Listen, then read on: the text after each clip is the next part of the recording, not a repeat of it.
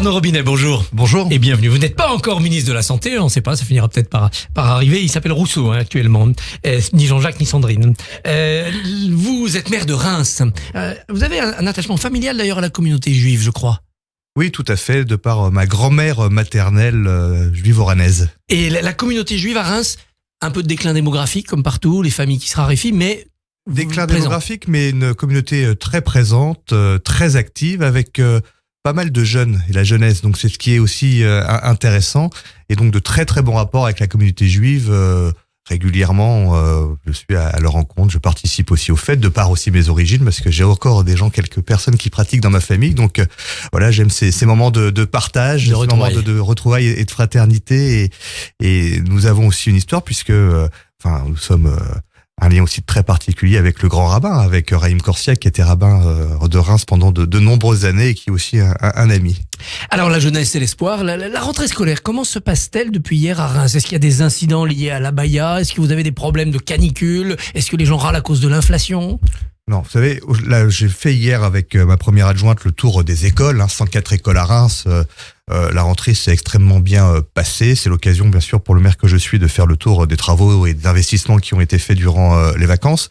Mais globalement, sur l'ensemble de l'académie et notamment sur la partie rémoise, pas d'incident par rapport à l'abaya, qui est le sujet d'actualité de la rentrée. Mais je salue, moi, cette décision du ministre de l'Éducation d'interdire cette tenue, qu'on le veuille ou non, qui est une tenue religieuse, importée d'Arabie Saoudite.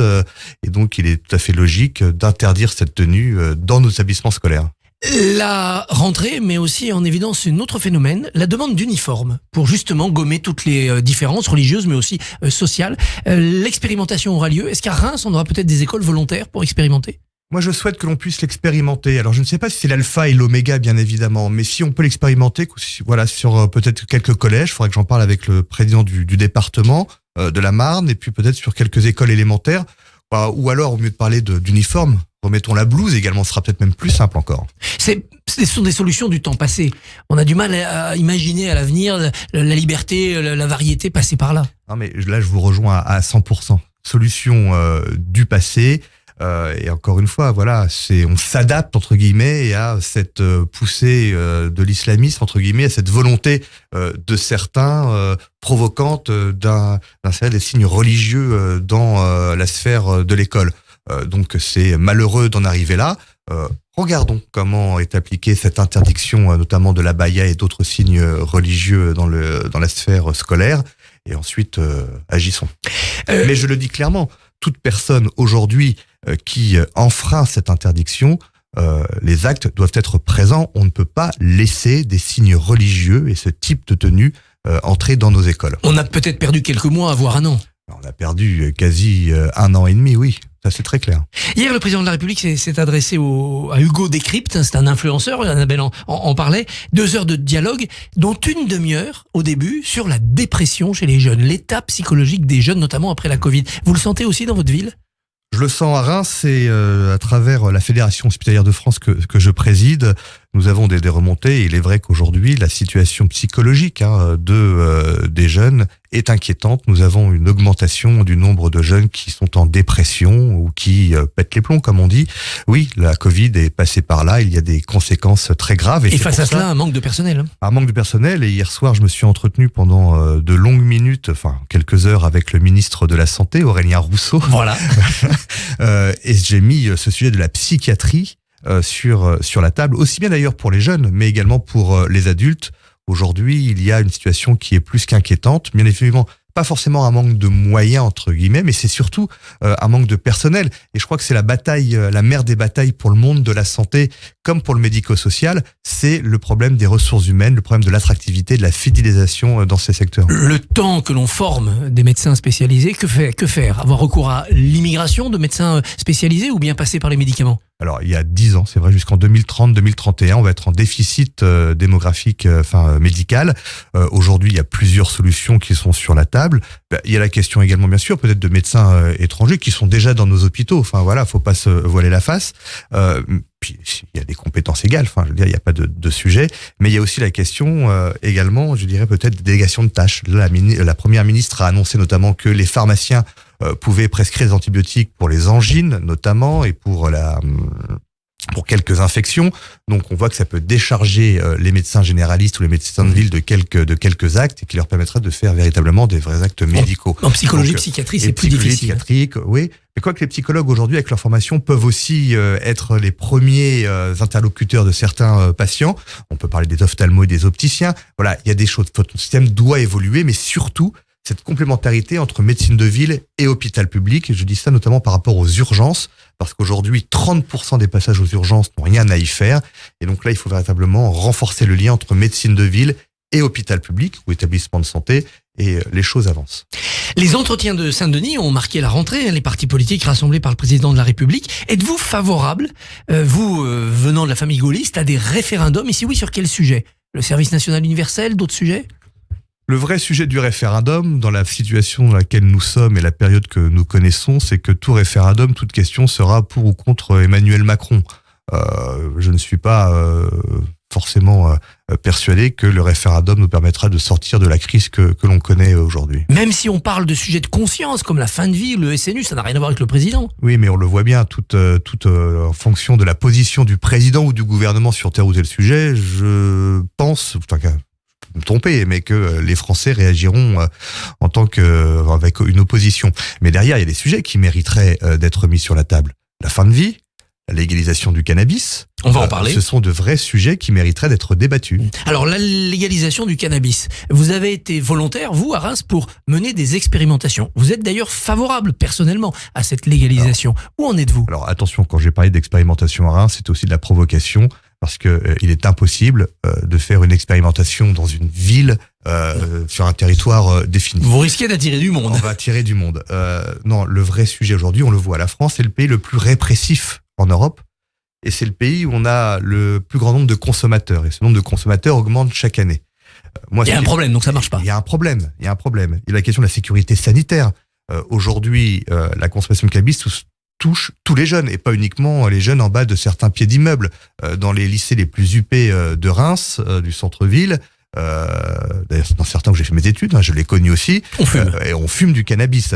Mais on ne sait pas ce que fument nos jeunes. C'est du cannabis, on connaît pas le taux de THC, c'est coupé avec d'autres produits, etc. Et donc je dis que le débat au moins sur la légalisation mériterait d'exister, qu'on mette autour de la table vraiment des experts, c'est ceux qui sont confrontés quotidiennement à cette consommation de cannabis ou à certains patients, qu'on arrête de prendre aussi le fumeur de cannabis comme un simple délinquant, mais parfois aussi comme un patient, quelqu'un qui a une maladie entre guillemets, qui a une dépendance, et puis qu'on sorte aussi des positions idéologiques droite-gauche comme on la connaît depuis de nombreuses années. Ça aussi, ça pourrait faire un sujet de référendum. Ce serait un sujet de référendum. D'ailleurs, Christophe Béchu, très récemment, l'a cité comme exemple de référendum. Pendant que le cannabis continue ce débat, la première ministre décide d'interdire les puffs, vous savez, ces vapoteuses jetables qui créent de l'addiction à la nicotine pour les jeunes. Est-ce que vous êtes favorable à cette interdiction ou est-ce qu'on se leurre? Je pense, non, c'est plutôt un bon signe. Vous savez, d'ailleurs, je fais le lien avec le système de santé. Le ministre, c'est le ministre de la Santé et de la Prévention. Donc, tant qu'on fera pas de la prévention, notre système de santé, de toute façon, sera en grande difficulté. Avec l'interdiction de ces fameux puffs, c'est de la prévention pour voir un certain nombre de jeunes, même proches, qui fument ou qui utilisent ce type de dispositif. C'est vrai que ça les incite ensuite à passer au tabac ou à la cigarette classique. Donc voilà, ne tendons pas le bâton pour se faire battre. Oui, interdisons ce type de dispositif. Après, ne soyons pas dupes. Je veux dire, il y aura autre chose. Les entretiens de Saint-Denis, ça a aussi donné une réflexion sur la décentralisation. Le président de la République promet un acte de décentralisation. Vous, maire d'une ville de 180 000 habitants, 200 000 habitants, plus, oui, un peu plus, oui. Vous demandez quoi? Mais oui, plus de décentralisation. Aujourd'hui, on a une décentralisation qui est dictée par Paris. Et on le voit, les collectivités ont de moins en moins non pas de compétences, mais de latitude pour agir, d'ailleurs que ce soit d'un point de vue de la fiscalité et des ressources financières. Moi, j'ai plus de décentralisation, et je prends un exemple. Les grandes régions. Quel est l'intérêt de ces grandes régions quand elles-ci n'ont pas un pouvoir ou des compétences développées ou décentralisées? Donc vous voulez refaire Champagne-Ardenne ou doter de grandes compétences pour le Grand Est? Pas. Moi, j'aime beaucoup mes amis alsaciens et mes amis vous restez ensemble, lorrains. avec des vrais pouvoirs. Mais avec des vrais pouvoirs, bien évidemment. Vous savez, cet État jacobin, je crois qu'il connaît aujourd'hui ses limites. Je crois que c'est un temps révolu. Il faut aller avec plus de confiance, plus de responsabilité pour les territoires. Les territoires, ce sont eux qui innovent, ce sont eux qui créent, ce sont eux qui connaissent parfaitement, et les élus locaux parfaitement la situation, et que la situation à Reims n'est pas la même qu'à Nice, n'est pas la même qu'à Bordeaux. Et donc, laissons de la liberté, laissons un peu les gens aussi respirer. Je crois qu'on en a bien besoin, et donc laissons les territoires respirer. Les émeutes ont été assez fortes à Reims fin juin, début juillet. Est-ce que l'expulsion des délinquants de leur logement social, c'est une mesure que vous demandez ? Ouais, alors moi j'avais anticipé, pour tout vous dire, parce que 4 jours avant les émeutes, j'ai signé une convention avec le préfet, le procureur, les bailleurs sociaux pour faciliter l'expulsion des logements sociaux de celles et ceux qui pourrissent la vie de leurs concitoyens. Et donc j'y suis plus que Et on favorable. peut le mettre en pratique, on sait qui c'est, on sait comment faire. On sait comment faire, on connaît les familles, on connaît les individus. À Nice, ça s'est fait et ça se fait. Ça s'est fait il y a quelques semaines dans le Val d'Oise. Alors vous savez, ce qui est très clair, parce que quand j'ai annoncé ça moi à Reims, j'ai entendu les cris d'orfraie de la gauche, etc. Enfin, on s'appuie juste sur une loi qui date de 1989, qui a été votée sous François Mitterrand. Donc c'est la logique. Moi je dis, quand on bénéficie de la solidarité nationale, on a des devoirs. Et donc, lorsqu'on ne respecte pas son logement, lorsqu'on pourrit la vie de ses concitoyens, il faut qu'il y ait des actes forts. Un logement sera libre à l'Elysée en 2027. 42% des Français, 66% des LR UDI disent c'est Édouard Philippe qui rassemblera la droite et le centre le mieux. C'est votre champion. Ça y est, il est à l'Elysée ? Pas du tout. Vous savez, l'histoire montre que les vainqueurs anticipés n'ont jamais gagné. Non, ce sondage, bien sûr, qui nous fait plaisir, mais ce sondage nous invite surtout qu'on va continuer à travailler, à avoir de la modestie, mais à proposer. Et à proposer. Et je crois qu'à un moment ou à un autre, il va falloir être certes loyal, mais libre aussi. Mais il faudra quand même sortir du bois, montrer sa différence. C'est pour ça que je disais il y a quelques instants qu'il va falloir être libre. Arnaud Robinet, maire de Reims, merci et bonne journée. Merci à vous, bonne journée. Merci Christophe, et on retiendra de votre passage ici ce matin à Radio J la légalisation du champagne. Oui. Et la fin remboursé par la sécurité sociale. Remboursé par la sécurité sociale, et la fin du jacobinisme et des signes religieux à l'école. Merci monsieur Robinet. Radio J, retrouvez le Barbier du matin